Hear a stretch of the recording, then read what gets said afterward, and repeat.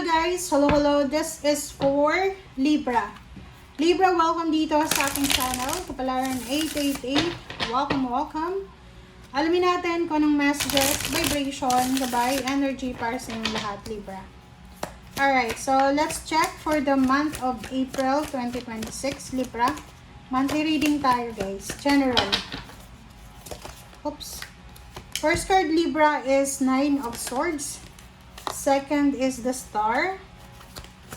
Oops. Next is 3 of Pentacles. Oops. Okay. 4 of Cups and alright. 7 of Wands.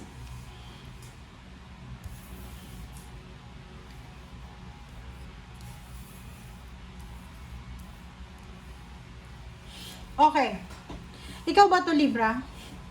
Ikaw ba yan? Kasi kung makikita mo dito sa baraha mo, there's some Libra here na hindi ka makatulog sa gabi.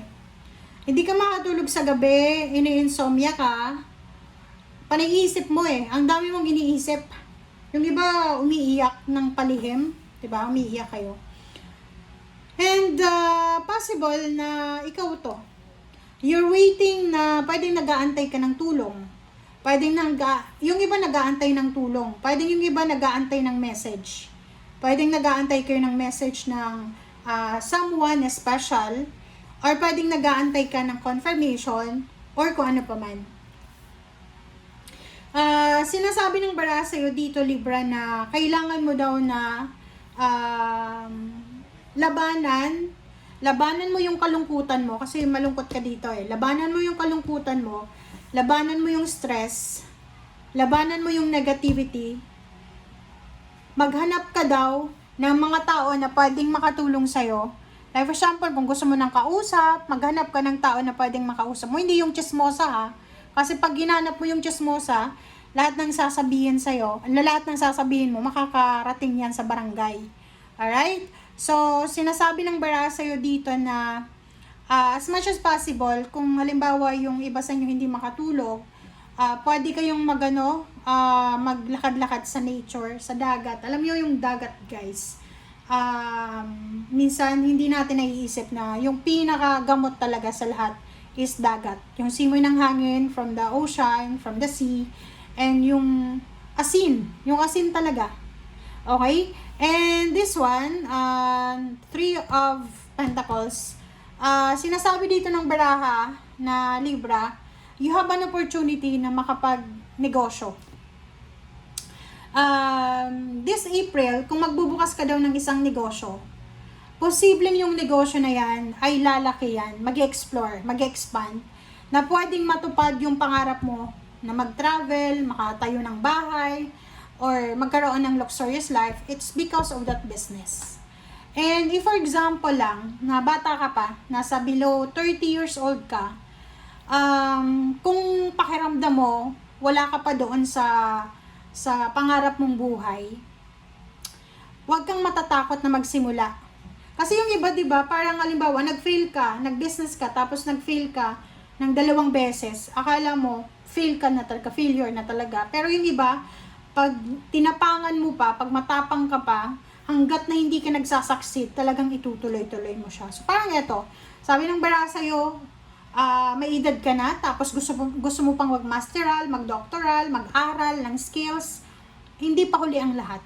Okay? Kasi sabi ng bara sa'yo dito na, kung ano man tong gusto mong malaman, matutunan, it's either yan yung magdadala sa'yo doon sa tagumpay na pinapangarap mo, or yan talaga yung magiging tagumpay mo. Alright, so let's clarify.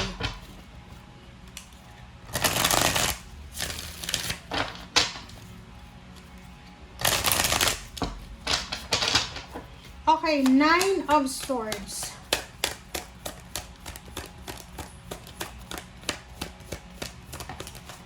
Nine of Swords is 3 of Gabriel. Huwag ka daw masyadong magpanic, Libra. Huwag kang umiyak. Huwag kang mag-isip ng worst, especially sa pera. Kasi sinasabi ng bara sa'yo dito na pag plinano mo ng maayos yung mga steps mo, makukuha mo yung prosperity na abundance. So, oras na para sa next move mo. Okay? Be positive. Maging positibo ka. Yun ang kailangan mo sa ngayon, Libra. Ngayong Abril, wag kang malungkot. Okay? Okay, Four of Cups. Four of Cups is wisdom. So, sinasabi ng baraha sa'yo dito na be true to yourself. Stay humble. Kasi yung Libra talagang humble sila. Mabuting tao. Stay humble. And sinasabi ng baraha sa'yo na be open sa lahat ng communication. So, kung may mga tao na gustong makipag-usap sa'yo, makinig ka. Alright, so Seven of Wands is Page of Gabriel. Sinasabi ng baraha sa'yo dito, Libra, na kung ano yung naiisip mo na gawin, ilaban mo siya, gawin mo siya. Follow your passion, okay? Be ready sa mga challenges, okay? So, any opportunities na posibleng plano mong simulan, i-go mo na yan. Okay. Okay, what's the last two messages? Two cards. Okay, this is for Libra. Snake na reverse. Oh, di ba? Ang ganda na ito, Libra. So, sinasabi ng baraha mo dito, Libra, na huwag kang matakot. Huwag kang matakot makipag-collaborate. Huwag kang matakot na magpakasal. Huwag kang matakot na mag-apply ng trabaho. Huwag kang matakot magtanong. Huwag kang matakot na matuto. Kasi wala na yung mga tao na traidor sa buhay mo. Kumbaga, ang sabi ng baraha na to, reverse na yung snake. So, sinasabi ng baraha sa'yo na yung mga tao na sagabal sa pag-asenso mo, yung mga tao na rason or obstacle para hindi mo makuha yung gusto mo, ay wala na sila sa buhay mo. Di ko alam kung bakit wala na. It's either kagalit mo na, or kagalit ka, or pwedeng umalis ka na sa environment nila, or kung ano pa man. So, sinasabi ng baraha, you are safe. Okay? Huwag kang mag-alala, Libra. Safe na safe ka. Safe yung pamilya mo, safe yung future mo, safe yung plano mo. Okay? Be positive.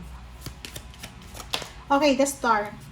Diba? Sabi ng baraha sa'yo dito, Libra, kung babae ka na Libra, yung pangarap mo na love life, na lalaki, sinasabi ng baraha sa'yo na posibleng ibibigay sa'yo ng universe. Pero, hindi siya yung hindi siyang mayaman talaga. Siya ay hindi naman mayaman, pero napaka-hardworking niya. It's either isa siyang fire sign, Leo or Sagittarius, or siya ay may drive siya. Kumbaga, hindi siya mayaman, wala siyang ari-arian, pero siya yung klase ng tao na hindi siya titigil hanggat hindi niya nakukuha yung success. Which is, tama yon sa sinasabi ng baraha. Okay? So, sinasabi ng baraha, be true to yourself, be humble, be positive. Mapapasayo lahat ng gusto mo. Okay? So, thank you guys. Bye!